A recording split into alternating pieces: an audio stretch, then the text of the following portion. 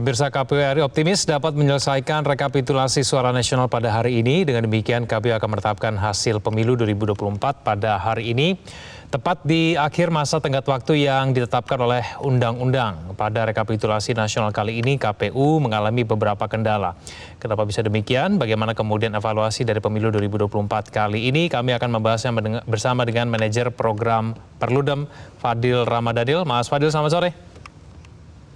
Sore, Mas Ikan. Ya, terima kasih atas waktunya bersama kami di Breaking News, Mas Fadil. Mas Fadil, apa catatan Anda berkaitan dengan dua provinsi pamungkas ini yang saat ini sedang berjalan proses rekapitulasinya?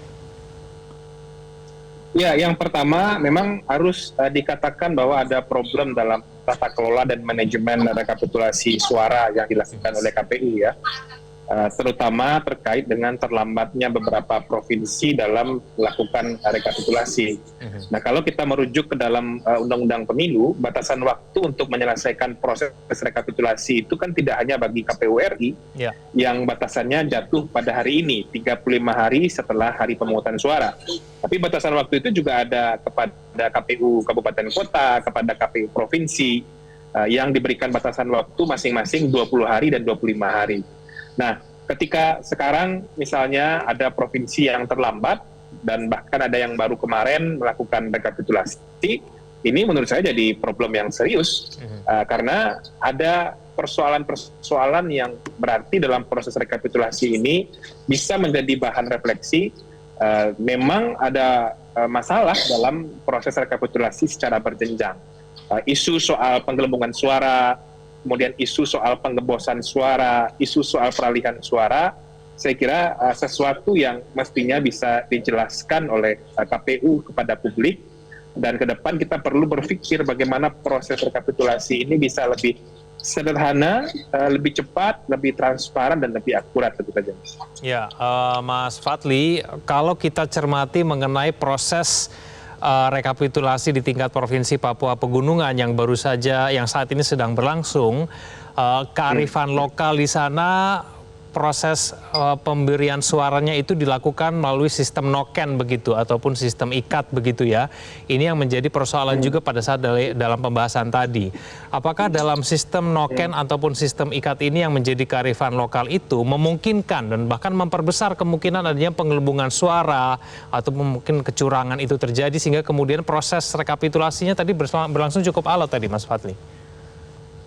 Ya, soal sistem noken atau sistem ikat itu secara konstitusional kan memang sudah diputus oleh Mahkamah Konstitusi boleh dilakukan oleh wilayah-wilayah yang memang secara nilai budaya dan kearifan lokal menggunakan sistem itu sebagai penghormatan terhadap nilai-nilai kehidupan masyarakat adat. Tetapi sejak pemilu 2014, Mas Egan, itu Mahkamah Konstitusi sudah mengatakan noken itu juga mesti diadministrasikan secara rapi. Artinya kalau memang pemberian suara dengan sistem noken itu menggunakan penyerahan mandat dari pemilih kepada kepala suku, nah itu harus dijelaskan berapa jumlah pemilihnya yang menyerahkan mandat, kapan mandat itu diserahkan misalnya, dan juga bagaimana transparansi dari proses pemberian suara di TPS yang dilakukan oleh kepala suku. Nah, itu yang menurut saya sampai hari ini ya belum terjawab secara baik seluruhnya. Nah, makanya di beberapa pengalaman penyelenggaraan pilkada, baik di tahun 2015, 2017, 2018, implementasi dan pelaksanaan dengan menggunakan sistem noken ini sering menjadi lubang yang kemudian membuat manajemen dan proses akuntabilitas penyelenggaraan pemilu menjadi bermasalah.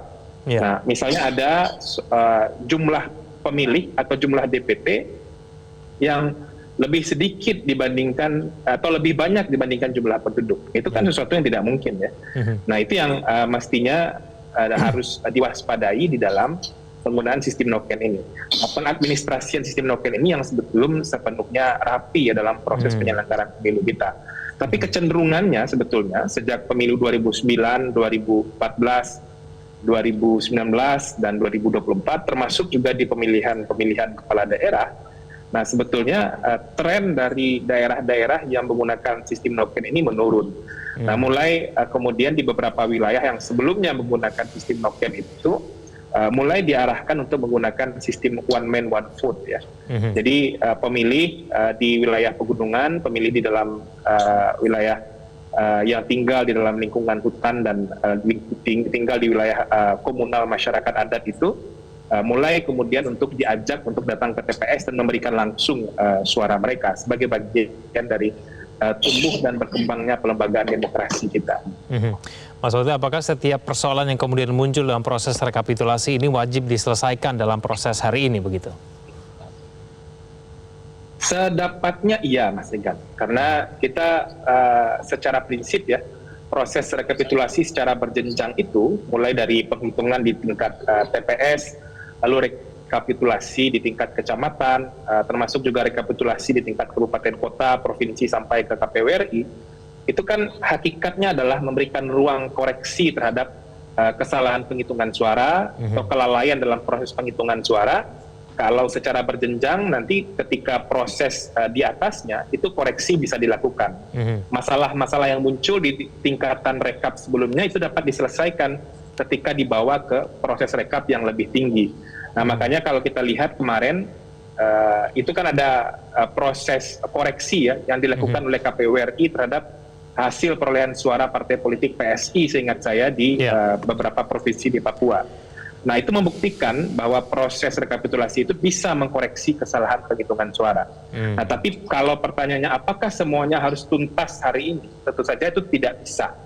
Sebab yang namanya keberatan, yang namanya kemudian sanggahan terhadap hasil penghitungan suara yang apalagi itu dikaitkan dengan proses tahapan penyelenggaraan pemilu, semisalnya kampanye dan lain-lain, sehingga bermuara kepada perolehan suara yang didapatkan hari ini, tentu itu tidak bisa diselesaikan di dalam proses rekap nasional yang apalagi tenggatnya hari ini. Mas Fadli, ini kan saat ini sedang berlangsung verifikasi di tingkat pileg DPD Papua Pegunungan. Nanti akan dilanjutkan dengan pileg DPR, lalu baru kemudian beralih ke Provinsi Papua.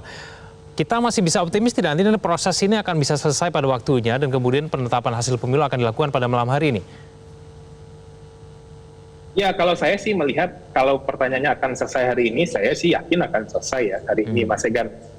Toh dari jumlah provinsinya tinggal 2 ya yang mesti diumumkan atau dibacakan hasil rekapitulasinya. Meskipun ini meleset dari optimisme yang disampaikan KPU sebelumnya ketika akan menyampaikan rekap atau hasil nasional penyelenggaraan pemilu 2024 di tanggal 18. Tapi kalau melihat sisa daerah atau provinsi yang mesti membacakan hasil rekap, yang tinggal 2 provinsi, saya yakin itu akan selesai di hari ini. Apakah kemudian mundurnya proses penetapan hasil pemilu yang sedianya mau dilakukan pada tanggal 18 hingga kemudian hari ini itu dilakukan mundur begitu? Apakah karena memang banyaknya laporan kecurangan yang kemudian terjadi dan apakah memang itu menggambarkan mengenai situasi pemilu pada saat ini, Mas Fadli? Ya, saya kira itu bisa dilihat tidak hanya di satu sisi ya, dalam artian begini.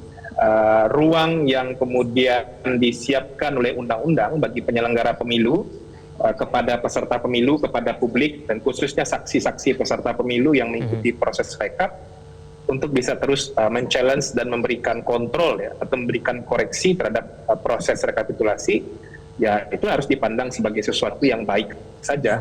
Sebab kalau memang waktunya masih ada, dan memang masih ada ruang bagi saksi atau peserta pemilu untuk menyampaikan hasil catatannya, justru malah lebih baik menurut saya, Mas Regan.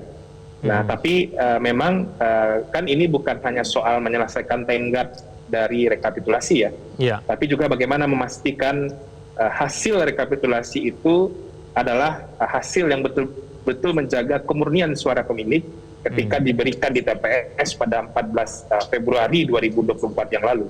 Dan kalau kemudian ditarik mundur lagi sedikit ke belakang, pertanyaannya meskipun itu bukan ranah pembuktiannya di KPU ya, apakah hasil pemilu itu didapat dari sebuah proses yang kampanye yang fair, proses kontestasi yang fair sebelum kemudian diberikan oleh pemilih suaranya pada 14 Februari 2024 yang lalu.